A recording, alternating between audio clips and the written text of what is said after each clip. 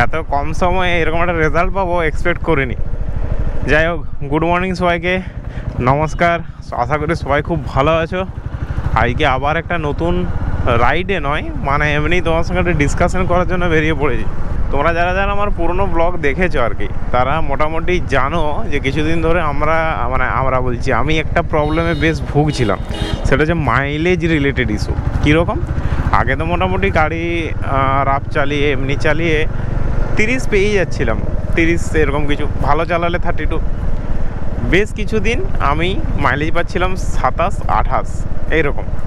তো আমি তো কারণটা খুঁজেই পাচ্ছিলাম না। এয়ার ফিল্টার চেঞ্জ করে নিলাম, আমার ভয় লাগছিল ক্লাচ প্লেটটা জ্বলে গেছে কিনা, কিন্তু শোরুমে বললো না, ক্লাচ প্লেট তো কিছু হয়নি তোমার।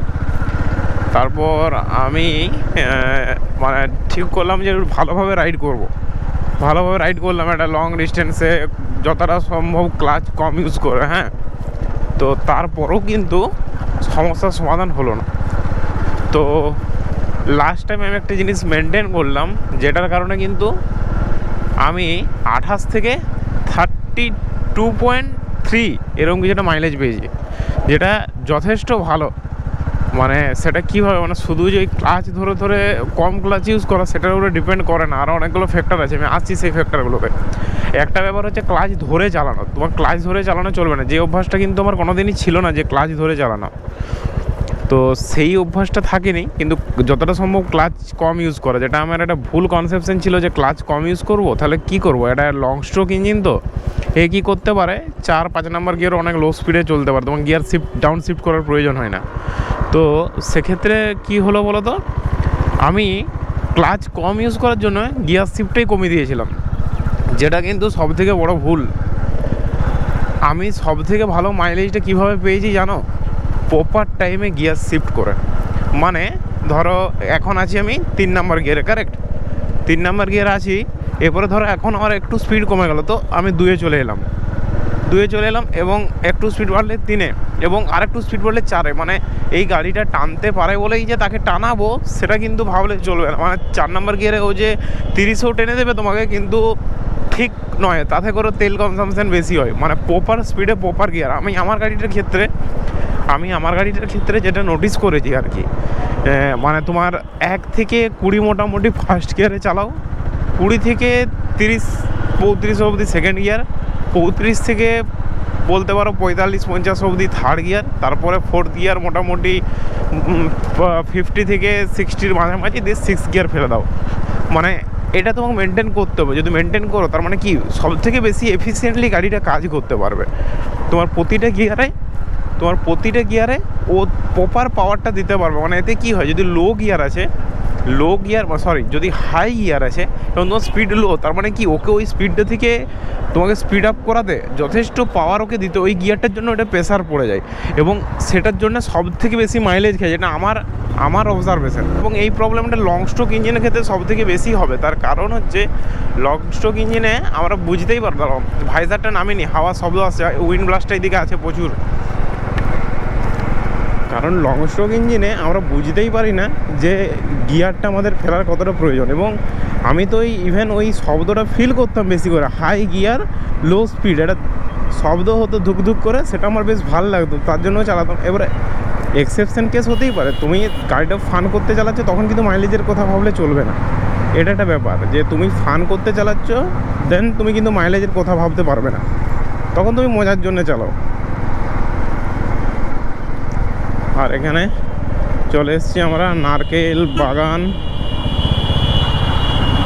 তো এদিকে তোমাদের পড়বে টেকনো ইন্ডিয়া কলেজ, আর আগেটাতে ইউনিটেক বিল্ডিংসগুলো। আর তোমাদেরকে এতদিন যেটা বলাই হয়ে ওঠেনি, এই রাস্তাতে আমি পেরিয়েছিলাম কিন্তু বলিনি, তখন খেয়াল ছিল না। এখানে আছে UEM, university of engineering and management, যেটা হচ্ছে আমার ইঞ্জিনিয়ারিং কলেজ। তো সেই কলেজ হয়েই পেরোবো। তো কলেজের সাথে আমার খুব ভালো যে স্মৃতি আছে তা কিন্তু নয়, মেন ফান আমাদের হয়েছিল স্কুল লাইফ, যেটাকে আমি চরমভাবে মিস করি। কলেজটা কাইন্ড অফ আমার খুব কষ্টেই কেটেছিল প্রথম 2 বছর বিশেষ করে। তার কারণ হচ্ছে প্রথম 2 বছর আমি মানে সব থেকে বেশি হোমসিকনেসে ভুগেছিলাম। ভাই মানে লিটারেলি আমি কাঁদতাম এখানে রুমে এসে। মানে এতদিন আমি মানে বাড়ি ছেড়ে কোথাও কোনো দিন যাইনি, ফার্স্ট টাইম কলকাতা এসে বাড়ি ছেড়ে থাকতে হচ্ছিল। বিশ্বাস করো, আমি জানি না সবাইকার ক্ষেত্রে ব্যাপারটা ফিল হয় না, কিন্তু যারা যারা ফিল করো এই ব্যাপারটা তাদের কিন্তু মানে কি কষ্ট হয় সেটা তারাই জানে। তখন মনে হতো এই 4 বছর কী করে কাটবে এখানে, 4 বছর ভাই জলের মতো উড়ে গেল সময়টা, জলের মতো উড়ে গেল ভাই। চলে এসেছি সেন্ট জেভিয়ার্স, এটা আমরা হতে দেখেছিলাম। সেন্ট জেভিয়ার্সটা আমরা যখন কলেজে ঢুকে এখানে পুরো ফাঁকা ছিল, এই কয়েকটা বড় বড় বিল্ডিং ছিল, কাজ হচ্ছিল।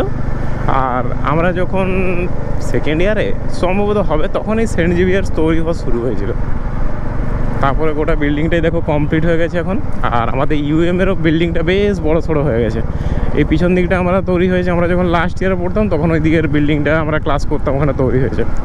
আর ইউএম কিন্তু প্রচণ্ড স্ট্রিক্ট, মানে তোমাকে একদম তুমি বেরোতে পারবে না যখন তখন। কলেজ বলে মনেই হবে না, স্কুল মনে হবে স্কুল। কতবার আমি পাঁচির টপকে পেরিয়েছি জানো, বাড়িতে তো জানেই না, এখন ব্লগটা দেখলে জানতে পেরে যাবো। দেখো এই আমাদেরও এরকম হতো, যেদিন এরকম মেঘলা হয়ে থাকতো দুপুরবেলাতে সবাই ব্যাট বল নিয়ে খেলতে বেরিয়ে যেতাম। সেদিন একটা এক্সট্রা পাওয়া যে আমরা একটা বেলা নয় আরেকটা বেলা খেলতে পারবো, হেভি আনন্দ হতো যে রোদ নেই। কোনো সময় যখন আমাদের মানে শেষ হতো, এক্সাম শেষ হতো, ভর দুপুরে ভাই গরমে কি করে খেলেছি এখন ভাবলে আমার নিজের সেই দম বন্ধ হয়ে আসছে যে ওই গরমে রোদে দাঁড়িয়ে কি করেছিলাম ভাই। এটা ওই ছোটোবেলাকার জোশেই সম্ভব, ছোটোবেলাকার জোশটা, মানে কোনো কিছুর ফিয়ার নেই, কোনো কিছু না। এখন রোদে দাঁড়ালে মাথা ঘুরে যাবে ভাই, এত রোদে আছি সানস্ট্রোক হয়ে যাবে, এই ভয়গুলো কিচ্ছু মাথায় থাকে না ভাই। Bachpana is a different thing, once it's gone and you will afsoos a whole of the life that ছেলেবেলা চলে গেছে আর পাবো না ভাই। আর পাবো না বলেই হয়তো তার দাম এত বেশি। ব্লগটা আমি এখানেই শেষ করতে চলেছি। কেমন লাগলো আজকের ব্লগটা আমাকে অবশ্যই জানিও, কিছু সাজেশন থাকলে অবশ্যই আমাকে দিও, তোমাদের সাপোর্টটা খুব ম্যাটার করে। পারলে একটা লাইক করে দিও, আর যদি আরও বেশি ভালো লেগে থাকে একটা সাবস্ক্রাইব আমাদের ফ্যামিলিতে জয়েন হওয়ার জন্য। টাটা।